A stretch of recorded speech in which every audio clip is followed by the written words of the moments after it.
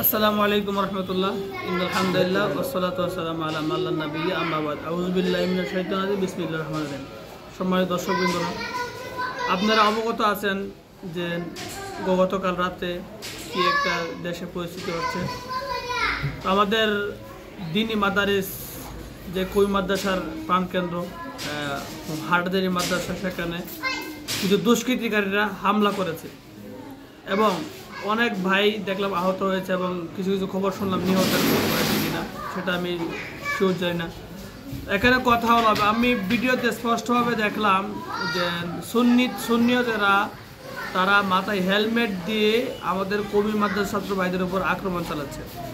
আমি এটা স্পষ্ট ভাষায় বলতে চাই, এটা সুন্নিয়তের মানুষ না, এটা আওয়ামী জাহিলিয়াতের সেই মানুষরা আবার পুনর্বাসন করতেছে।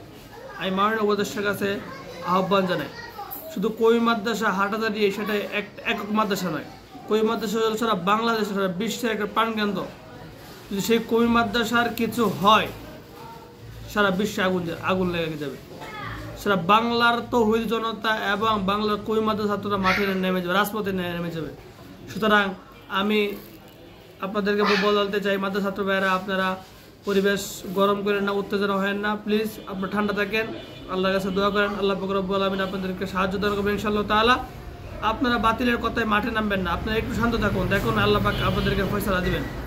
আর প্রশাসনের কাছে দৃষ্টি আকর্ষণ করব, আপনারা যত সম্ভব এই ঘটনাকে আপনারা দেখেন, এটাকে শেষ করেন।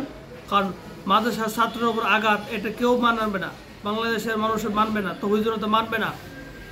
কারণ এটা সুন্নিয়তে না, এটা সুন্নির আক্রমণ চালাচ্ছে না, এখানে একটা দুষ্কৃতিকারী, এখানে কিছু উগ্রপন্থীর আক্রমণ চালাচ্ছে। কিছুদিন আগে আপনারা দেখছেন চট্টগ্রাম বিশ্ববিদ্যালয়ে আক্রমণ চালাচ্ছে, এখন সেই চট্টগ্রামে হাটাদারির মাদ্রাসাতে আক্রমণ চালাচ্ছে।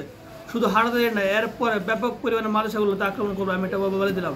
সুতরাং আপনারা প্রশাসন ভাইয়েরা আপনারা এটাকে সামাল দেন এবং যারা দোষী আছে সবাইকে আইনের আওতায় আনেন, আইনের আওতায় এনে তাদেরকে শাস্তি দিন।